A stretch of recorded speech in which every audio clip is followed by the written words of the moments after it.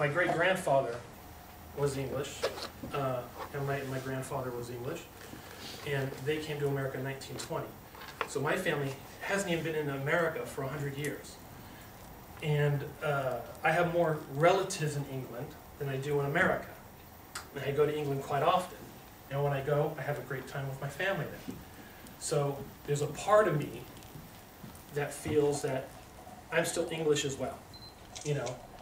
And I'm close enough in my generations, my family hasn't been in the United States long enough where I can go out and get a dual citizenship if I want to. So I feel, yeah, I can talk a little bit about England. So there's this English girl, and she's 15 years of age. And people say, well, Dave, how come you're writing about a 15-year-old girl, and you know, she's one of the heroes of this story? Well, you also have to understand the time period. It's the Middle Ages. And 15-year-old girls in the Middle Ages, well, most girls were married at age 14 to knights or men who were 35 to 40 years old. Now, today in this time, if we hear of a 14-year-old girl marrying a 35-year-old guy, we're like, are you kidding me? But back in the Middle Ages, the average 14-year-old girl was marrying men who were 35, and that's the way it was. And usually it was set up, and usually it wasn't even the girl's decision. I know some countries today still do that. India's a perfect example, and I know that for a fact because we get a lot of people from India that move to California, and they tell me about it. Yeah, I left India because my parents wanted me to marry some girl, and I looked at her and I thought she was complete rubbish. So I moved to California to get away from it because I want to marry who I want to marry. You know, so back in the Middle Ages, girls didn't have a lot of choices. You know, so this English girl finds herself in Italy, probably Italy, a small Italian village, because her family is escaping England's religious upheavals, and her father dies, so it's only her mother and her. So it puts in that single parent issue of the mother and the young girl. And in this era, there's a lot of single mothers. You know, I don't know about Russia, but in the United States, just inundated with single mothers. You know, so I put that issue in the book as well. And this girl is the best archer of all of England. And it goes into her family history. And her last name is actually Archer. And she explains that, you know, in England, I wouldn't say a lot of the last names, but some of the last names in England, how people got their surnames were if they were good at something. You know, say you were good at, you know, paving cobblestone roads. Well, your last name would be Cobblestone. You know, that's how it came out with some families. So her last name is Archer, and she's my favorite character of the whole book, and it goes into her struggles. And then the third main character is a Swiss guard. So we got the Swiss in there as well. So we got the Italians, the French, the Swiss, and this French guard is actually sent to Italy to work for the Pope at the time of the Middle Ages, which is Callistus II.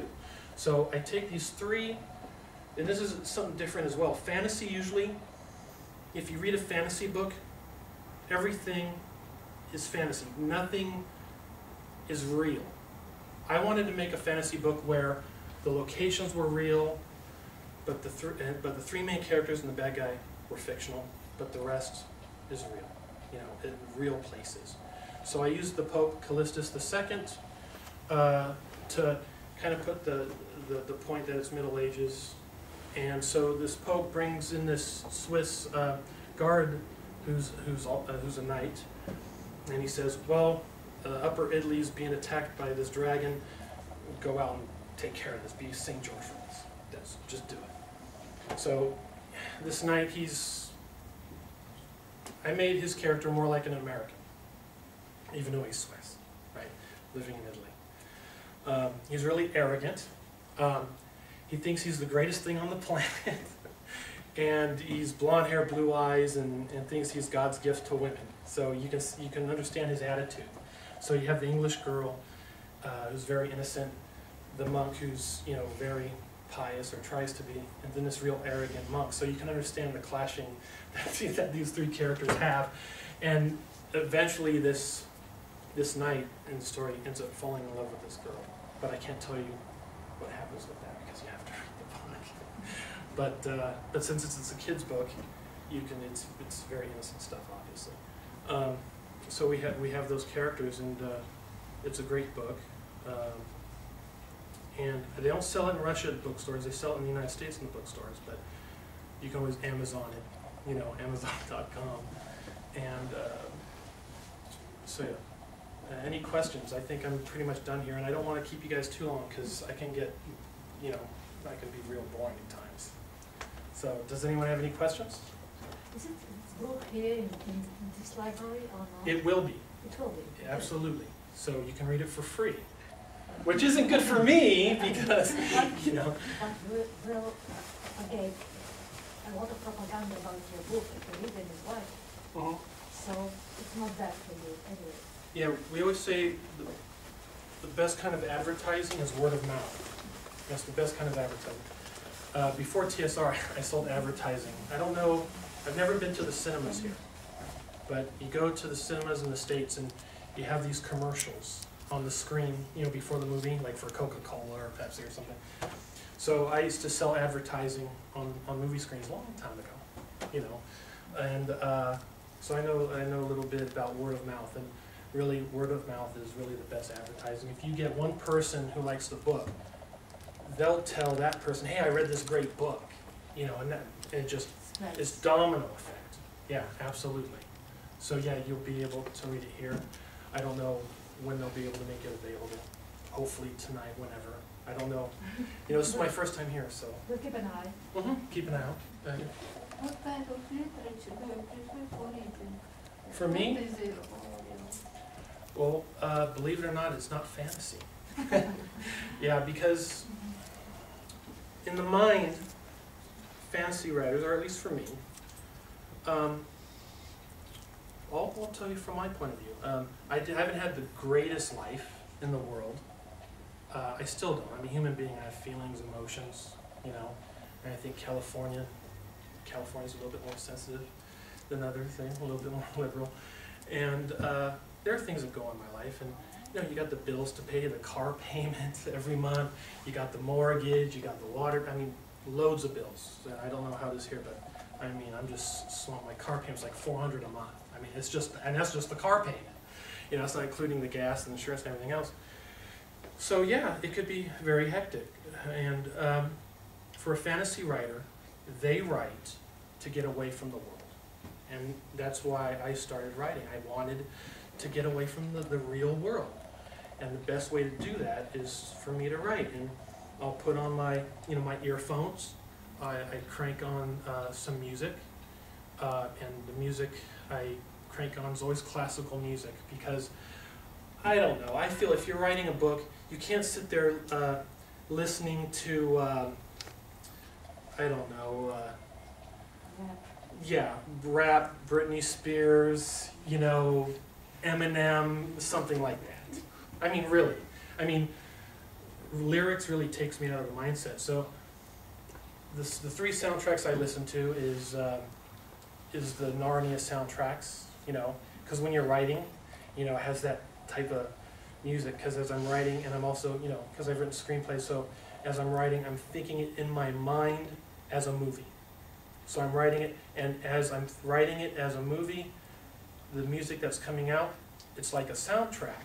And sometimes the music will help the flow of the writing. And that's what I always recommend if you write, is listen to classical music. So it's usually soundtracks. One of my top soundtracks is, if it's a real sad part of the book, I'll put on the Braveheart soundtrack. I don't know, who's seen Braveheart at all? With Mel Gibson? Yeah. To me, one of the best movies ever. So it's a very sad soundtrack, so I listen to that. Or Atonement. I don't know if you've ever seen the movie Atonement. It's a very sad story. And the music's very good, and I'll listen to that. So usually it's a lot of soundtracks that I listen to. Mozart once in a while, because Mozart's my favorite. You know, in fact, I have all the conductors. He's probably pretty much all I listen to. So So, so yeah. Did that answer your question at all? I'm long-winded. That's how Californians are. You tell a Californian something, oh, what do you prefer, Coke or Pepsi? Oh, I prefer Coke, and I'll tell you why. Well, you're there for an hour, why this guy likes Coke, I mean, that's how it is. And when you're in LA, oh, let's go out for a tea or coffee, and it's stereotypical. You sit out there, the sun's shining, no clouds, you got the big sunglasses on, it's nice and sunny, you have an umbrella over you, you're at an outside cafe, you're sipping tea and coffee, talking an hour about how you enjoy Coca-Cola. I mean, that's just how it is. It's very, very relaxed, and you can tell each other anything out there. So yes, go ahead. Mm-hmm. Who was the first reader of your book? I'm sorry? Who was the first reader of your book? I'm sorry, I couldn't quite get it. The first reader of your books. The what? Who was the first reader of your books? Oh, to actually, once I finished it, Yes. well, I have two kids named Trinity and Xavier, and they started reading my books.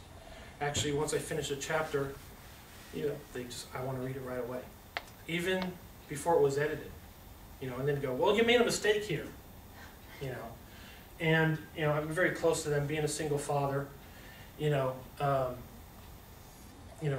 my kids and I were very close, so if they say, hey, I think you should do this here, and this, they'll tell me what to do. I don't know how Russian kids are here, but my kids will say, hey, you made a mistake, fix it. And okay, you're right, I'll fix it. So my kids were, the first to read. My girlfriend was the first to read it, and I have to tell you, I trusted her with my book. A writer doesn't trust anybody with his work, not even his own family. But my girlfriend, once I finished a chapter, I emailed him to her, told her, hey, save it for me, because the reason for that was I'm not very good with computers. I just know how to turn on, I know how to write, and I know how to use Facebook, that's it. That's all I know how to do. So I don't know how to use I know this comes from California, Silicon Valley, you'd think I'd know this stuff. The USB port, you put in a memory stick, and you load it onto the stick, and it saves it. I don't even know how to do that, okay? so I said, hey, just email my book, there you go, save it for me. We'll edit it later. So she was also want to read it first. Yeah. What is the best time for your writing? I mean, day or night? Well, for me, usually it's night, because to be perfectly honest, I don't know if any of you have ever thought of becoming a writer or writing anything at all, or if maybe you've written short stories. But writers don't make a lot of money. I mean, really, name some writers that make millions, except like Stephen King. Stephen King, yeah, he's a millionaire, but to me his stuff's toilet reading, if you know what I mean.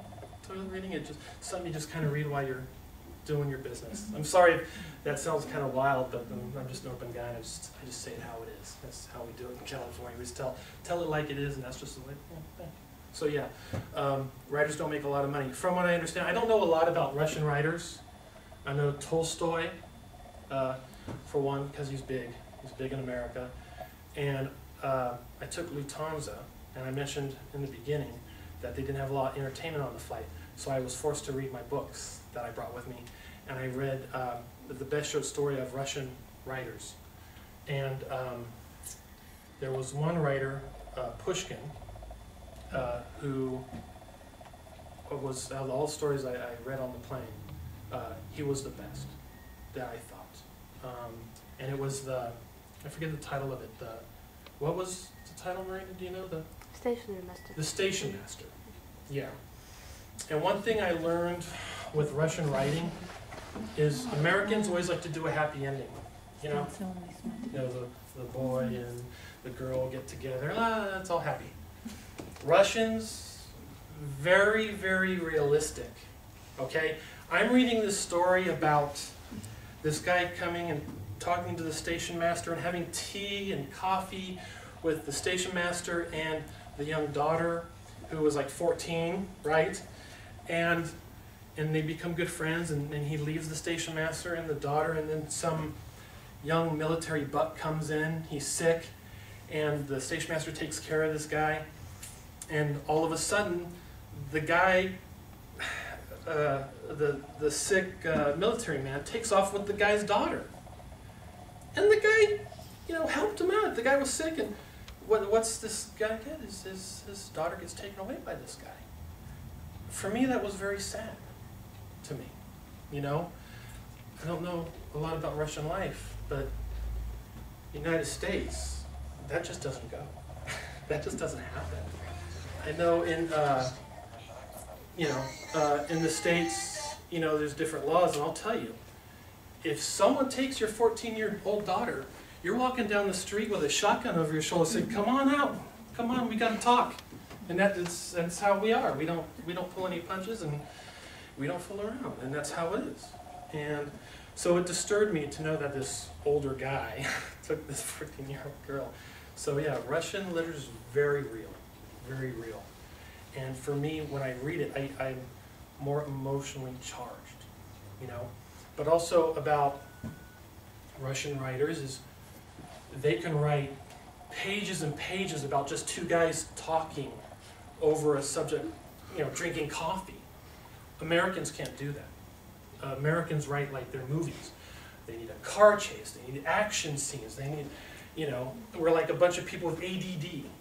We're constantly, you know, we need action. I don't know, one of my favorite shows is Doctor Who. I don't know if any of you ever heard it. It's a sci-fi show, and it's my all-time favorite show. Well, Americans made one in the 90s, and the Americans said, well, we'll give BBC this money to make this 1 2-hour movie of Doctor Who, but you have to allow us to control some of the elements. Well, you had a sci-fi show that was very basic, you know, and the Americans take it over, and you have the characters doing car chases and guns and shootings, and you know, and it's just amazing to me. So yeah, so to read Russian literature and just read stories about just two guys having coffee and having just a simple discussion it fascinates me. It fascinates me. So yeah, thank you. Did you have a question? Yes, I wanted to ask you, what do you think of films based on Lord of the Rings? Well, before The Lord of the Rings, I thought Star Wars was the best trilogy ever. You know, the original Star Wars. So Yes. people look at the new Star Wars and say, "Oh, please, throw that away." You know, it's horrible. We all think George Lucas went, you know, psycho. But I think it's the best trilogy ever made, and I enjoy those films. The movies I usually watch are very old, well, I would say very old, 1950s, 1940s movies, old black and whites. And the reason for that is there's no CGI. It's all about the writing. It's all about the story. American movies now, it's not about story anymore. Believe it or not, it's just all about making money. It's all about how many CGI special effects they can get on there. You know, there was a movie called Avatar that came out. #1 movie in the States.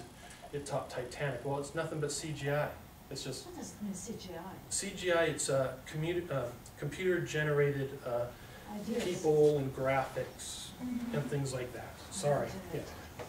Yeah. It's all computer-generated, and there's no story behind it. So, yeah, Lord of the Rings, though, they did use computer graphics, but I think it's the best trilogy to date. I only wish they would have put millions and millions into the whole trilogy and turned it into a 12-hour series on TV. To me, that would be amazing, because the movies are missing just so much out of Tolkien's work. But Tolkien, believe it or not, is a Catholic fantasy writer. Okay, if you read his material, all the dates he puts on there are Catholic holy days. If you talk about Frodo Baggins, well, first of all, who's read Lord of the Rings? Yeah, okay. Frodo has this ring, and he has to destroy it. He has to travel miles and miles, you know, to this volcano and drop this ring of evil into this volcano. Well, Tolkien, while he's carrying this ring, it places a burden on him, and he feels the weight of this ring, and the evil is just getting to him. He just really needs to throw this ring out to save the world. And the ring represented the cross, and the character Frodo represented Christ carrying the cross, you know, and then Frodo with the ring represented that. And a lot of people, you don't realize that. C.S. Lewis, of course, we all know, was an Anglican, a Christian writer. People ask me, well, Dave, you know, Tolkien, C.S. Lewis, big influence. Well, they're my only two influences, you know. And when I worked for TSR, they would never allow me to put a monk in a book, you know.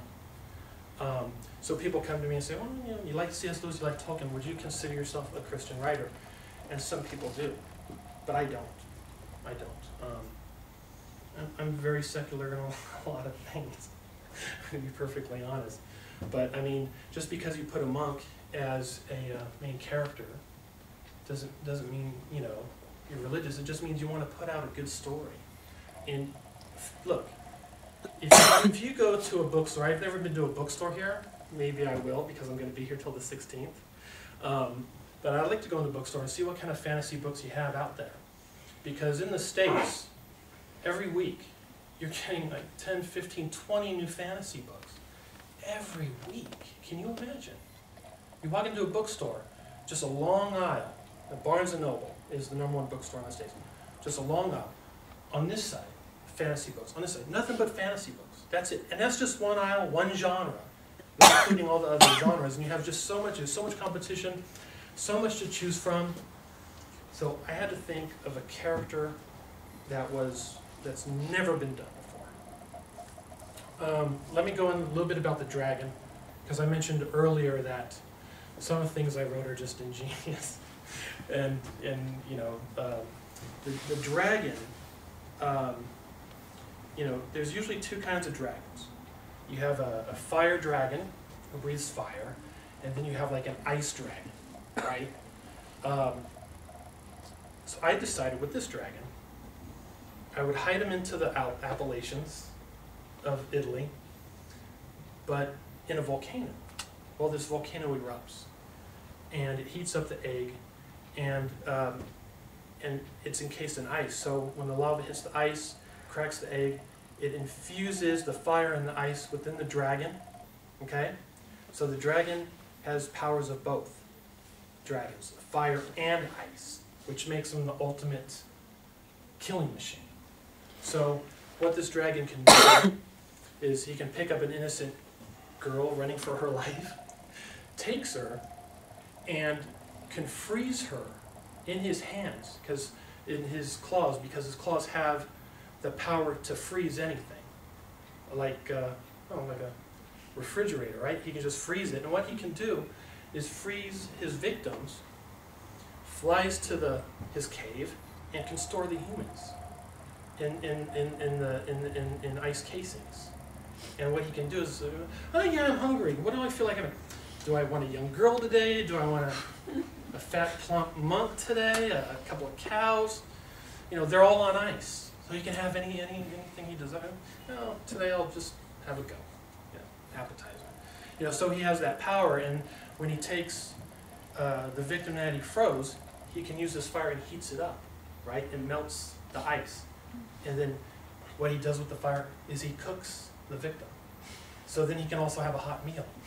So he has many things he can do. And for this dragon, you know, like I said, most dragons, they're fire dragons, ice dragons. I mean, they're one-dimensional. With this dragon, I wanted it to be fire and ice, you know, the ultimate. And that's why he's such an adversary. And in the book, he kills everybody. He basically kills everybody. I'm not going to tell you who he kills and who survives and what have you. But yeah, so this is why I didn't give DreamWorks any information. Because can you imagine? DreamWorks would have read of a dragon using fire and ice, being able to do all those things, and what this dragon I created has never been done before. It's something completely different. Never.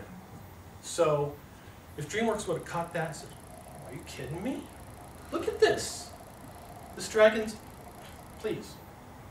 they would have taken it. You know, if they were really into it, they would have waited till the copyright. Okay? So I'm glad I waited. You know. Any other questions? Go.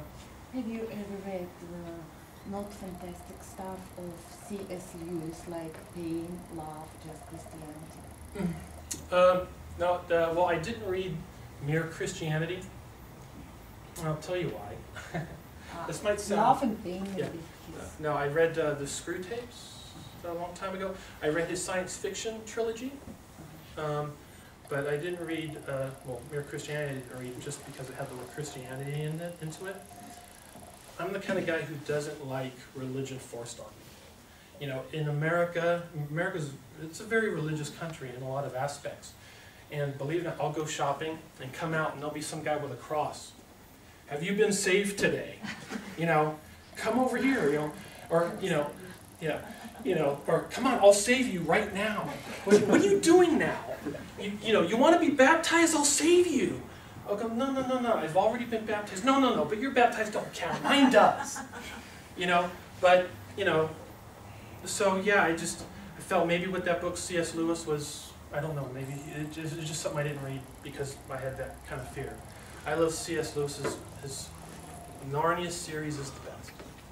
I'm really into the fantasy stuff, you know, but someone asked me what I enjoy reading when I'm not writing. I don't think I answered that completely. Usually, I like to read history books. So, and when I write, it's fantasy mixed in with history. And I think that's something new as well. I mean, look at fantasy books.